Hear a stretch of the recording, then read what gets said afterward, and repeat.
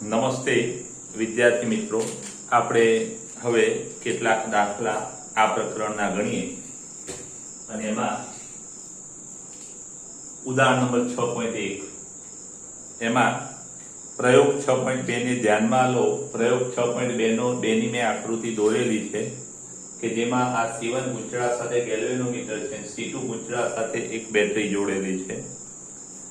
એ ગેલ્વેનોમીટરમાં મોટું પુનરાવર્તન મેળવવા માટે શું કરશો? હવે આપણે આમાં મોટું પુનરાવર્તન કરવું છે, મોટું પુનરાવર્તન મેળવવું છે, એ માટે શું કરવામાં આવે ખાસ યાદ રાખજો। તો મોટું પુનરાવર્તન મેળવવું હોય તો આ ફ્લક્સનો ફેરફાર છે એ ખૂબ મોટો હોય અથવા ફ્લક્સનો ફેરફાર વધારવામાં આવે તો અહીંયા પુનરાવર્તન મોટું મળે। એટલે આ ફ્લક્સનો ફેરફાર મોટો કરવા માટે નંબર 1 આપણું જે ગુંચળું C2 છે એની અંદર જો નરમ લોખંડનો સળિયો મૂકવામાં આવે તો જે આ ફ્લક્સ ઉત્પન્ન થાય એ વધુ ઉત્પન્ન થાય અને ફ્લક્સ વધુ ઉત્પન્ન થાય તો આમાં ફ્લક્સના ફેરફાર પણ વધુ મળે। એટલે નંબર 1 C2 ગુંચળામાં એમાં એક C2 ગુંચળાની અક્ષ પર એક નરમ લોખંડ રાખી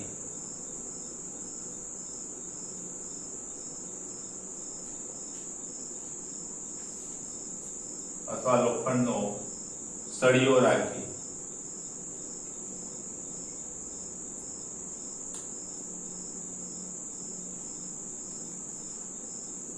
પછી આ સળિયો રાખ્યા પછી શું કરવામાં આવે તો નંબર 2 કે આ C2 છે એ C1 ની સાથ આ બેટરી છે એ મોટી રાખી હોય તો પ્રવાહ વધુ મળે। એટલે બેટરી મોટી રાખી અથવા બેટરીનો વોલ્ટેજ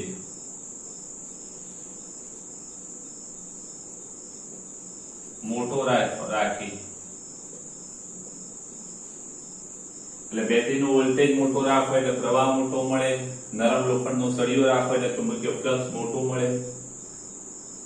અને હવે શું કરવામાં આવે તો આ જે C2 છે એ C1 ની સાપેક્ષમાં ખૂબ ઝડપથી ગતિ કરાવવામાં આવે। એટલે ત્રીજો ઉપાય કે C2 ને C1 ની સાપેક્ષમાં ઝડપથી ગતિ કરાવી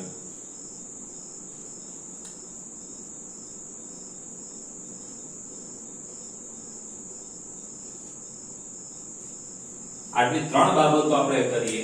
એક આ ગુંચળામાં આ C2 ગુંચળું છે એમાં નરમ લોખંડ રાખીએ, બેટરી મોટી રાખીએ અને ત્રીજું ઝડપથી ગતિ કરાવે। ચોથો ઉપાય આ C2 માં આટા વધારીએ તો પણ ચાલે, C1 C2 માં આટા વધાર પણ રાખી શકાય। એટલે ચોથો ઉપાય એ ચોપડી સિવાયનો પણ આપણે લખી શકીએ। C1 અને C2 માં આટા વધાર રાખી આટા વધારી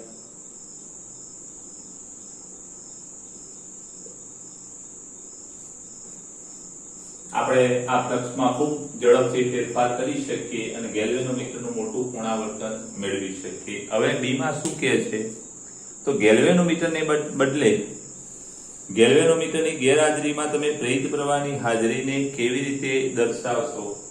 ખાસ યાદ રાખજો આ ગેલ્વેનોમીટર છે એ ગેલ્વેનોમીટરની જગ્યાએ નાનો બલ્બ મૂકી લગાવીએ। આ ગેલ્વેનોમીટરની જગ્યાએ શું તો કે નાનો ટોર્ચનો બલ્બ લગાવીએ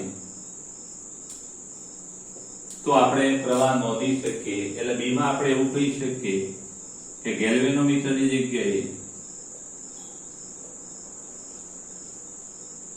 ના સ્થાને નાનો બેટરી અથવા ટોર્ચનો બલ્બ વાપરી શકાય અને પ્રવાહ ની હાજરી નોંધી શકાય।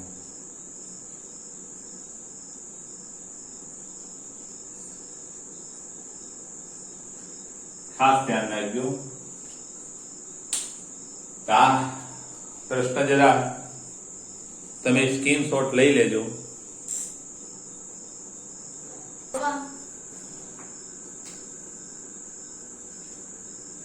મિત્રો હવે આ ખાસ 3 સૂત્રો ચુંબકીય ફ્લક્સ બરાબર BA cos θ પ્રેરિત વિચાલક બળ બરાબર શું થાય તો કે આટાની સંખ્યા અને ફ્લક્સના ફેરફારનો સમય દર એટલે ફ્લક્સનો ફેરફાર ભાગ્યા સમય દર પણ એનું માના કેટલા માટે મૂકવામાં આવે કે આપણો જવાબ ઋણ ના આવે અને પ્રવાહ બરાબર એપ્સિલો ભાગ્યા r આ 3 સૂત્રોના આધારે જે ચોપડીમાં કેટલાક દાખલા છે એ આપણે ગણીએ એમાં ઉદાહરણ નંબર 6.2 ખાસ યાદ રાખજો તો ઉદાહરણ 6.2 એમાં 10 સેન્ટીમીટર બાજુવાળી અને 0.5 ઓહ્મ અવરોધ ધરાવતી એક ચોરસ લૂપ પૂર્વ પશ્ચિમ સમતલમાં ઊભી મૂકવામાં આવેલ છે.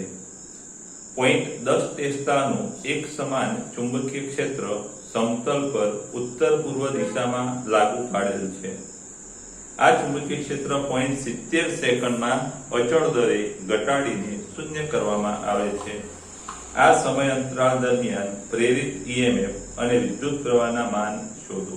ખાસ ધ્યાન રાખજો કે 10 સેન્ટીમીટર બાજુવાળી એક ચોરસ લૂપ છે એટલે પહેલા તો લંબાઈ L = 10 સેન્ટીમીટર 10 સેન્ટીમીટર એટલે 0.1 મીટર એટલે એનું જે ક્ષેત્રફળ છે લૂપનું એ શું થાય તો કે લંબાઈનો વર્ગ 0.1 નો વર્ગ 0.01 મીટર સ્ક્વેર. 0.5 ઓહ્મ નો અવરોધ છે. આ લૂપનો જે અવરોધ છે R એ 0.5 ઓહ્મ છે. એક એક વસ્તુ જરા સમજો. ચોરસ લૂપ પૂર્વ પશ્ચિમ દિશામાં છે અને ચુંબકીય ક્ષેત્ર 0.10 ટેસ્લા. ચુંબકીય ક્ષેત્ર B કેટલું 0.10 ટેસ્લા. એક સમાન ચુંબકીય ક્ષેત્ર ધરાવતા સમતલ પર ઉત્તર પૂર્વ દિશામાં. ખાસ યાદ રાખજો પૂર્વ પશ્ચિમ અને ઉત્તર પશ્ચિમ એટલે આમ. ખાસ યાદ રાખજો ઉત્તર દક્ષિણ નહીં. એટલે પૂર્વ પશ્ચિમ અને ઉત્તર પશ્ચિમ એ બંને વચ્ચેનો ખૂણો કેટલો થાય 45 થશે. એટલે આ દાખલામાં આ એક બાબત બહુ મહત્વની છે. થીટા 45 છે. 45 ડિગ્રી ખૂણો બનાવે છે અને 0.70 સેકન્ડમાં t બરાબર ડેલ્ટા t = 0.70 સેકન્ડ માં અચળ દરે ઘટાડીને શૂન્ય કરવા. ચુંબકીય ક્ષેત્ર ઘટાડીને એટલે આને આપણે B1 કહી દઈએ અને B2 કેટલું કહી દઈએ ઘટાડીને 0 કરવામાં આવે છે. તો પ્રેરિત વિચાલક બળ ઉદ્ભવતું સરેરાશ પ્રેરિત EMF અને પ્રવાહનું માન આ બે બાબત આપણે શોધવાની છે.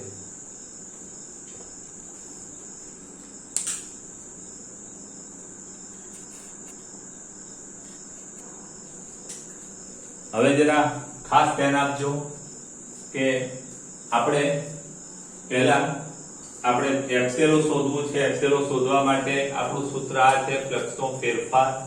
એટલે પહેલા તો શરૂઆતનું ફ્લક્સ કેટલું તો કે ∅1 =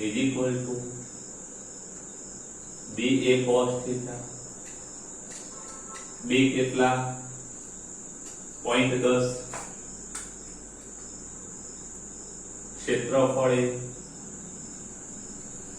અને cos sin cos 45 થીટા કેટલા 45 અને માટે B 0.1 ગુણ્યા 0.10 ગુણ્યા 0.01 એટલે 0.001 અને ગુણ્યા cos 45 ના છેદમાં વર્ગમૂળ 2 એટલે આના આપણે 1 2 ને 3 10 ની -3 ઘાત ભાગ્યા વર્ગમૂળ 2 વેબર ફ્લક્સ ∅1 ∅2 કેટલા તો કે ∅2 એમાં P2 0 એટલે 0 અહીંયા આને આપણે B1 B2 એ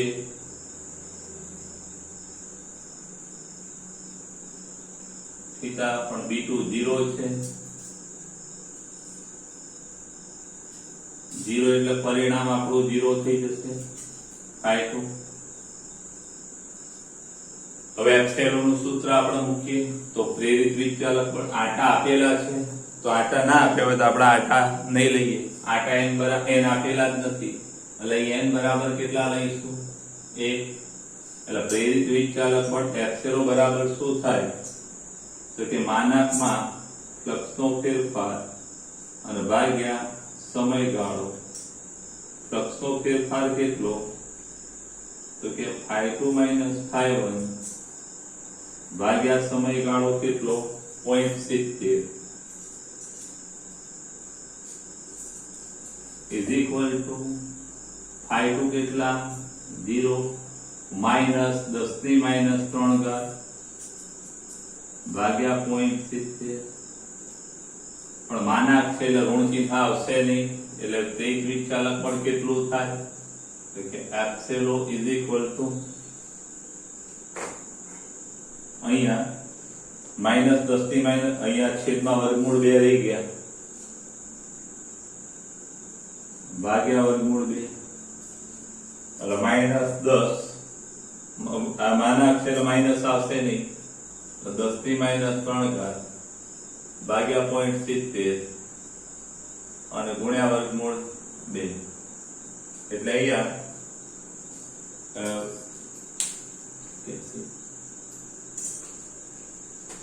આ 1 ભાગ્યા વર્ગમૂળ 2 એટલે 0.73 થશે. આપણે કેલ્ક્યુલેટરમાં ગણવું હોય તેમ કહી શકીએ કે 1 ભાગ્યા 2 એનું વર્ગમૂળ અને ભાગ્યા 0.70 એટલે તમારો જવાબ થશે 1.01. 1.01 અને ગુણ્યા 10 ની -3 ઘાત વોલ્ટ આટલું વિચાલક બળ મળે. જરા જોઈ લઈએ જવાબ. પ્રેરિત વિચાલક બળ 1 મિલીવોલ્ટ. આ -3 ને આપણે મિલી કહી શકીએ 1.01 ને 1 કહી શકાય 1 મિલીવોલ્ટ. બેમાંથી કોઈ પણ જવાબના તમને પૂરા માર્ક્સ મળે. હવે બીજી વાત કઈ છે કે I ઇઝ ઇક્વલ ટુ વિચાલક બળ ભાગ્યા અવરોધ અને માટે I વિચાલક બળ 1.01 અથવા 1 ગુણ્યા 10 ની -3 ઘાત. આ 0.01 નહીં લખો તો ચાલશે અને ભાગ્યા અવરોધ કેટલો છે તો 0.5. 1 ભાગ્યા 0.5 એટલે કે 2 થશે. 2 ગુણ્યા 10 ની -3 ઘાત એમ્પિયર. -3 એટલે મિલી એમ્પિયર થાય. ખાસ ધ્યાન રાખજો. ચલો આને સ્ક્રીનશોટ લઈ લેજો તમે.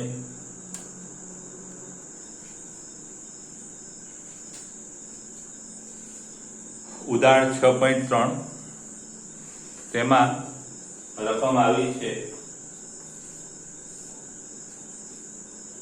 10 સેન્ટીમીટર ત્રિજ્યા અને 500 આંટાઓ અને 2 ઓહ્મ અવરોધ ધરાવતા એક ગોળાકાર ગૂંચળાને તેનું સમતલ પૃથ્વીના ચુંબકીય ક્ષેત્રના સમક્ષિતિજ ઘટકને લંબ રહે તે રીતે મૂકવામાં આવે છે. તેને 0.25 સેકન્ડમાં તેના ઉર્ધ્વ વ્યાસને અનુલક્ષીને 180 ડિગ્રી ભ્રમણ કરવામાં આવે છે. આ ગૂંચળામાં પ્રેરિત EMF અને વિદ્યુત પ્રવાહના માનનો અંદાજ લગાવો. આ સ્થળે પૃથ્વીના ચુંબકીય ક્ષેત્રનો સમક્ષિતિજ ઘટક 3 ગુણ્યા 10 ની -5 ઘાત કેટલા છે. તો ખાસ યાદ રાખજો અહીંયા જે ત્રિજ્યા છે ગૂંચળાની R એ 10 સેન્ટીમીટર છે. 10 સેન્ટીમીટર 0.1 મીટર કહેવાય.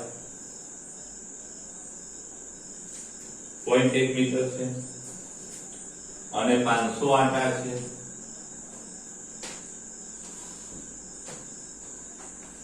એટલે આ આપણે પ્રેરિત EMF માં આંટાને લેવા પડશે અને 2 ઓહ્મ અવરોધ છે. અવરોધ એટલા માટે આપેલો છે પ્રવાહ શોધવાનો હોય માટે. 2 ઓહ્મ અવરોધ છે. હવે પૃથ્વીનું ચુંબકીય ક્ષેત્ર સમક્ષિતિજ ઘટકને લંબ રહે છે. હવે સમક્ષિતિજ ઘટક ચુંબકીય ક્ષેત્રનો જે સમક્ષિતિજ ઘટક છે એને ગૂંચળું લંબ છે. એટલે શરૂઆતમાં θ1 કેવું? તો θ1 0 છે. તેને 0.25 સેકન્ડમાં એટલે સમયગાળો ડેલ્ટા ટી એને ટી પણ કહેવાય. ટી કહીએ તો પણ ચાલે. 0.25 સેકન્ડમાં 5 સેકન્ડમાં ભ્રમણ કરાવી અને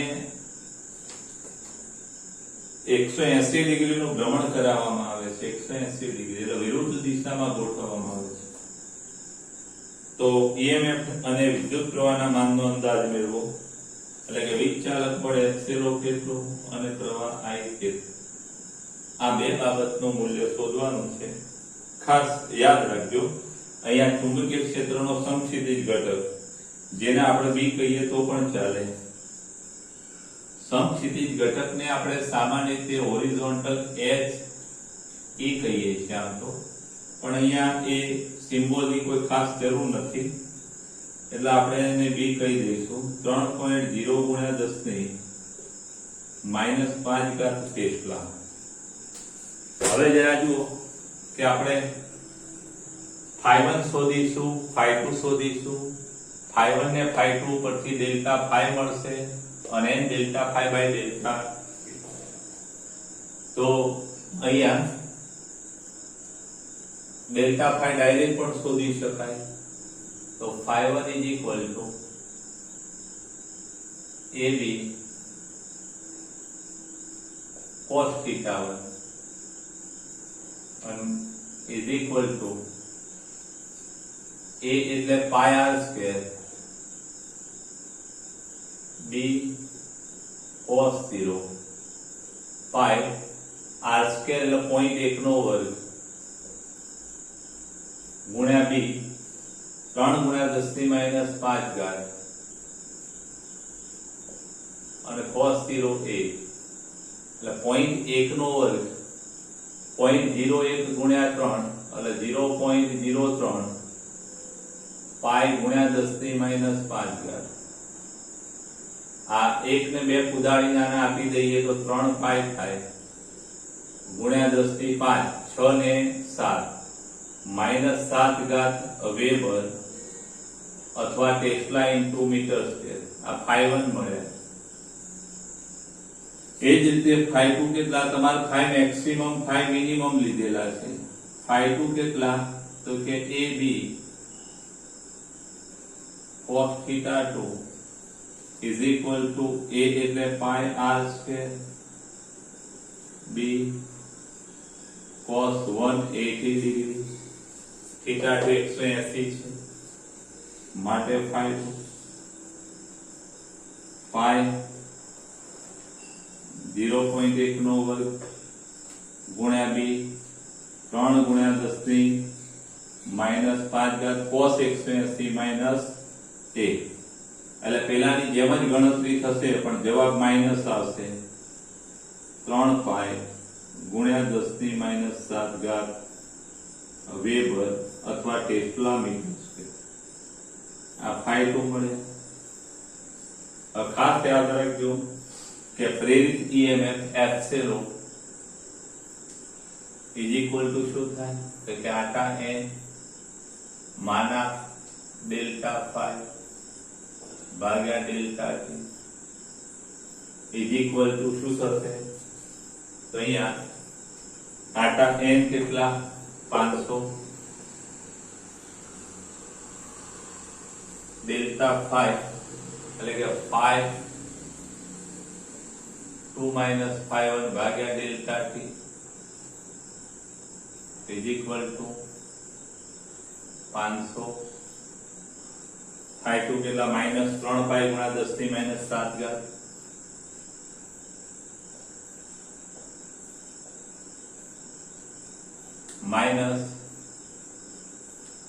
-3 પાઈ ગુણ્યા 10 ની -7 ઘાત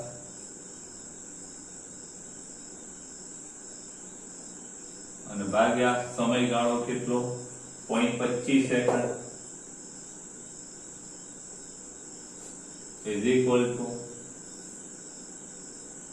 500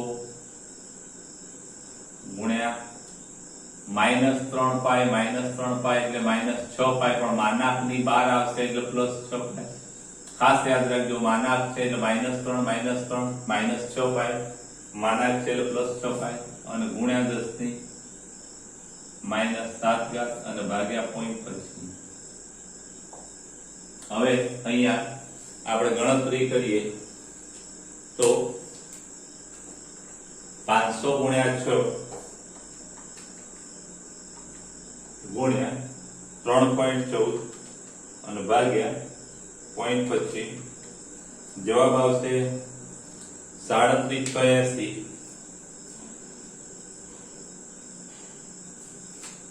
ગુણ્યા 10 ની -7 ઘાત. 7 એટલે 1 2 3 ને 4 બાદ થશે 3.768. 1 2 3 4 4 બાદ એટલે -3 ઘાત વોલ્ટ થશે. આને 3.8 મિલીવોલ્ટ પણ કહેવાય. જવાબ જરા આપણે ટેલી કરી જોઈએ તો જવાબ આપણો 3.8 છે. એટલે આ સાર્થક અંકોને ધ્યાનમાં લેતા આવો કહી શકાય. 3 પોઈન્ટ છગડો કાઢીએ તો 7 નો 8 થાય. આ -3 ના રાખવું હોય તો આને મિલીવોલ્ટ કહેવાય. અચ્છા, બીજી વાત કઈ કીધી છે કે બીજી વાત પ્રવાહ I બરાબર શું થાય કે વિચાલક બળ ભાગ્યા અવરોધ. સૂત્ર આપણું તૈયાર છે. વિચાલક બળ કેટલું મેળવ્યું કે 3.8 ભાગ્યા અવરોધ R કેટલું આપેલું છે 2, તો 2 અને ગુણ્યા 10 ની -3 ઘાત એટલે શું થાય પ્રવાહ 3.8 ભાગ્યા 2.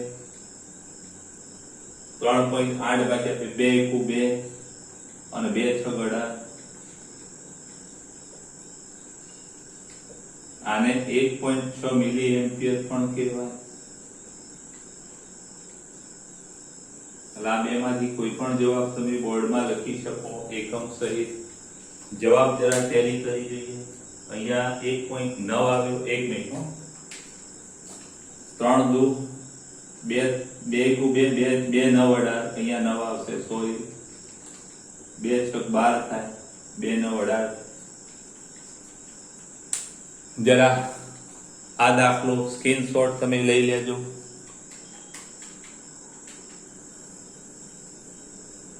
સ્વાધ્યાય 6.3 ખાસ યાદ રાખજો. આમાં આગળનું એક ચેપ્ટર 4 એમાં સોલેનોઇડ નો કન્સેપ્ટ આમાં એડ કરેલો છે. ખાસ ધ્યાન રાખજો. એટલે ચુંબકીય ક્ષેત્ર છે એ સોલેનોઇડ ના કારણે છે. એટલે સોલેનોઇડ ના ચુંબકીય ક્ષેત્રનું સૂત્ર આપણે વાપરીશું. 15 આંટા પ્રતિ સેન્ટીમીટર ધરાવતા એક અતિ લાંબા સોલેનોઇડની અંદર 2 સેન્ટીમીટર નો વર્ગ ક્ષેત્રફળ ધરાવતી લૂપને તેનું સમતલ સોલેનોઇડની અક્ષને લંબ રહે. સોલેનોઇડની અક્ષ આમ છે, સમતલ લંબ છે, એટલે થીટા કેવો લઈશું આપણે? આ 0. તે મુખ્યત્વે હવે સોલેનોઇડના વાઇન્ડિંગમાંથી પસાર થતો પ્રવાહ 0.1 સેકન્ડમાં અચળ દરથી 2 એમ્પિયરથી વધારીને 4 એમ્પિયર. એટલે સોલેનોઇડનો પ્રવાહ વધારવામાં આવે એટલે તરત જ એનું ક્ષેત્ર વધશે એટલે એનું ફ્લક્સ વધશે અને ફ્લક્સ વધશે એટલે પ્રેરિત EMF ઉત્પન્ન થશે. તો પ્રેરિત EMF આપણે શોધવાનું છે. ખાસ યાદ રાખજો, સોલેનોઇડમાં આટાની સંખ્યા કેટલી છે? એકમ લંબાઈની આટા આપ્યા છે. સ્મોલ n કેટલા આપ્યા છે? ખાસ યાદ રાખજો. તો અહીંયા 15 આટા પ્રતિ સેન્ટીમીટર પ્રતિ સેન્ટીમીટર 15 આટા પ્રતિ સેન્ટી એટલે 10 ની -2 ઘાત મીટર. -2 ઉપર જાય એટલે +2 થશે. એટલે 15 ગુણ્યા 10 ની 2 ઘાત આટા પ્રતિ સેન્ટીમીટર ને પણ મીટર. એટલે સ્મોલ n મળે. હવે ક્ષેત્રફળ જે છે આપણું લૂપનું ક્ષેત્રફળ કેટલું કીધું છે કે a બરાબર 2 સેન્ટીમીટર નો વર્ગ. સેન્ટી એટલે 10 ની -2 એટલે સેન્ટી નો વર્ગ એટલે -4 ઘાત મીટર સ્ક્વેર. અને સોલેનોઇડ માંથી વહેતો જે વિદ્યુત પ્રવાહ છે, પ્રવાહ I1 બરાબર 2 એમ્પિયર થી બદલાઈ અને I2 4 એમ્પિયર કરવાનું છે. કેટલા સમયગાળામાં? તો કે 0.1 જેટલા સેકન્ડમાં. 0.1 સેકન્ડમાં. તો પ્રેરિત EMF આપણે શોધવાનું છે F0. બહુ ઈઝી દાખલો છે. આપણું સૂત્ર ખાસ યાદ રાખજો. અહીં B બરાબર શું થાય? તો કે μ0 Ni. સોલેનોઇડના ચુંબકીય ક્ષેત્રનું સૂત્ર ખાસ આપણા મગજમાં હોવું જોઈએ તો આ દાખલો ગણાય. એટલે એનો મતલબ એ થયો કે પ્રવાહ I1 થી I2 થાય છે એટલે આ B1 I1 ના કારણે હશે અને B2 I2 ના કારણે. એટલે આપણે એમ કહી શકીએ કે B1 બરાબર μ0 Ni1 અને B2 બરાબર μ0 Ni2 અને માટે ફ્લક્સ ફાઈ ડેલ્ટા એપ્સિલોન નું ડાયરેક્ટ સૂત્ર આપણે મૂકીએ તો એમ કહી શકીએ કે એપ્સિલોન બરાબર ડેલ્ટા ફાઈ. આ રિંગ નો આટો એક જ છે, ખાસ યાદ રાખજો, એમાં આટા નથી હો. ડેલ્ટા ફાઈ ભાગ્યા ડેલ્ટા ટી.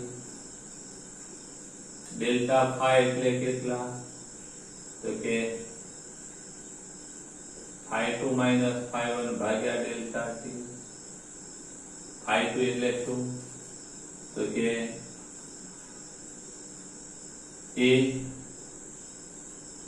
b1 cos. હવે ધ્યાન રાખજો θ 0 છે અહીંયા, ખાસ ધ્યાન રાખજો, લંબ રૂપે છે એટલે θ 0 એટલે a b1 cos 0 minus a b2 cos 0 અને ભાગ્યા સમયગાળો ડેલ્ટા ટી. અહીંયા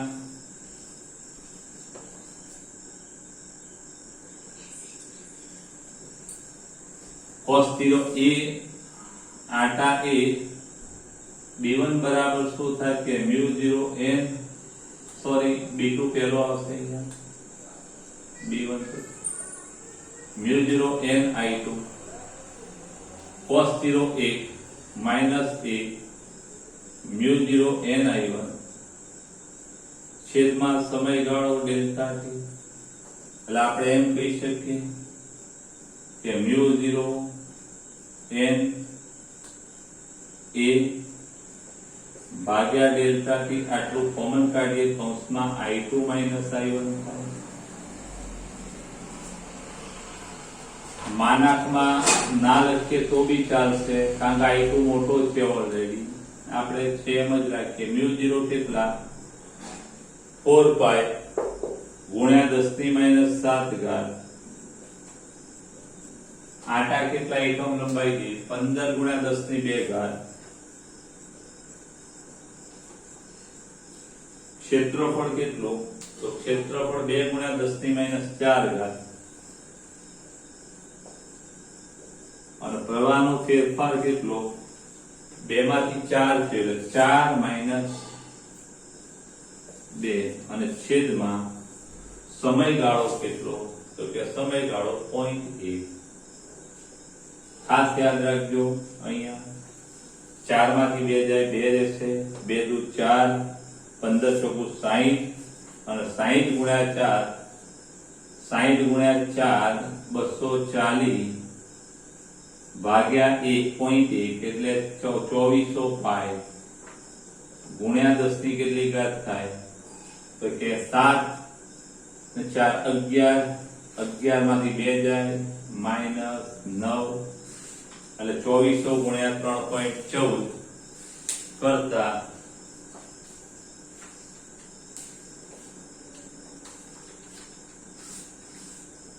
7536